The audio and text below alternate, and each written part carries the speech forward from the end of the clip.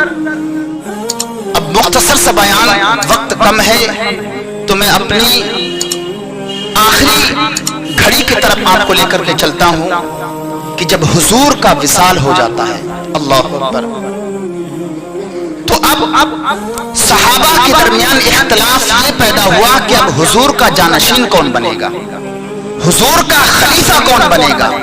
صحابہ کے درمیان اختلاف۔ حضرت ابو سعید خدری رضی اللہ تعالیٰ عنہ فرماتے ہیں کہ سعد بن عبادہ کے مکان پر تمام تر صحابہ جمع ہوئے، مہاجر اور انصار صحابہ۔ مہاجر کس کو کہتے ہیں؟ جو مکہ مکرمہ سے مدینہ کی جانب ہجرت کر کے وہاں قیام کرنے لگا، اور انصاری کس کو کہتے ہیں؟ جو مدینہ طیبہ مدینہ پاک کا رہنے والا۔ تو دونوں صحابی رسول، مہاجر اور انصار صحابی، حضرت سعد بن عبادہ کے مکان پر جمع ہوئے اس بات کو لے کر کہ حضور کا جانشین، حضور کا خلیفہ کون بنے گا۔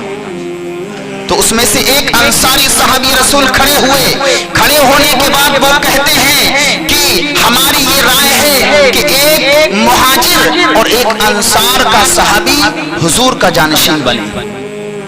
اس لیے انہوں نے دلیل دی کہ حضور جہاں کا بھی کہیں حاکم بناتے تھے کسی جگہ کا، کسی مقام کا، تو حضور ایک انصاری صحابی کو اور ایک مہاجر صحابی کو وہاں کا حاکم مقرر کیا کرتے تھے۔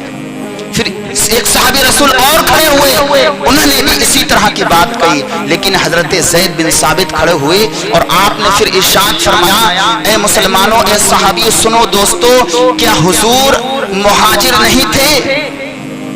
اب جب حضور مہاجر تھے، سرکار مکہ مکرمہ سے آئے مہاجر تھے، تو اب حضور کا جانشین، حضور کا خلیفہ بھی مہاجر ہی ہونا چاہیے۔ اور آپ کھڑے ہوئے، کھڑے ہونے کے بعد میں ابو بکر صدیق کے ہاتھ میں اپنا ہاتھ دے دیا اور آپ نے آج سے آپ میرے خلیفہ ہیں، آپ میرے جانشین ہیں، حضور کے جانشین ہیں۔ اس کے بعد حضرت عمر فاروق اعظم کھڑے ہوئے، انہوں نے بھی کہا کہ آج سے آپ ہمارے حاکم ہیں اور حضور کے جانشین ہیں۔ اس کے بعد جب بات متفق ہو گئی کہ حضور ابوبکر صدیق خلیفۃ المسلمین بن گئے، اس کے بعد حضرت ابوبکر صدیق مسجد نبوی کے اندر آتے ہیں اور مجمع کی جانب دیکھتے ہیں، تو اس میں حضرت زبیر جو حضور کے پھوپھی زاد بھائی تھے وہ موجود نہیں تھے۔ تو آپ نے ان کو آواز دی، کہا ان کو بلا کر کے لاؤ، اور ان کی جانب پھر مخاطب ہو کر کہا کہ مجھے امید ہے کہ میرے اس عمل سے، مجھے خلیفہ بنانے سے آپ مسلمانوں کے درمیان اختلاف پیدا نہیں ہونے دیں گے اور آپ اس میں مدد کریں گے۔ تو آپ بھی کھڑے ہوئے اور اپنا ہاتھ ابو بکر صدیق کے ہاتھ میں دے دیا اور کہا کہ آپ سے آج میرے آپ خلیفہ ہیں۔ اس کے بعد حضرت علی کا جانب دیکھا، علی موجود نہیں تھے، علی کو بلایا گیا، حضرت علی آئے اور کہا کہ آپ میرے اسلام کے فروغ میں آپ میری مدد کریں گے اور آپ اس میں جو ہے اختلاف نہیں پیدا کریں گے۔ حضرت علی بھی کھڑے ہوئے، کھڑے ہونے کے بعد اپنا ہاتھ جو ہے حضرت ابو بکر صدیق کے ہاتھ میں دے دیتے ہیں اور دینے کے بعد کہتے ہیں آپ میرے خلیفہ ہیں۔ اس طرح سے تمام تر صحابہ نے آپ کی خلافت کو تسلیم کیا، آپ کو اپنا امیر بنا لیا۔ لیکن ایک سوال پیدا ہوتا ہے کہ اتنی جلدی تمام تر صحابہ اس پر متفق کیسے ہو گئے؟ ہوتا نہیں ہوتا؟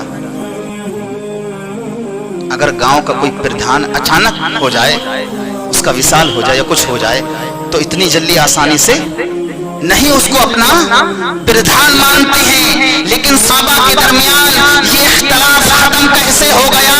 اللہ اکبر، حدیث پاک کے اندر ہے، اللہ اکبر، جب حضور نبی کریم صلی اللہ تعالی علیہ وسلم بیمار ہوئے تو حضور نے حضرت عائشہ صدیقہ عفیفہ رضی اللہ تعالی عنہا کو حکم دیا کہ وہ مسلمانوں کو میری جگہ پر کھڑے ہو کر کے نماز پڑھائیں۔ تو حضرت عائشہ نے کہا یا رسول اللہ، میرے باپ رقیق القلب ہیں، وہ کمزور دل کے ہیں، آپ کے مصلی پر آپ کو نہ پا کر وہ برداشت نہیں کر پائیں گے، وہ اس چیز کو برداشت نہیں کر پائیں گے، وہ تو روئیں گے، نماز کیا پڑھائیں گے؟ اللہ اکبر، 3 مرتبہ حضور نے یہ جملہ ارشاد فرمایا۔ حضرت عائشہ نے یہی کہا، اتنے میں ابو بکر صدیق تو وہاں موجود نہیں تھے۔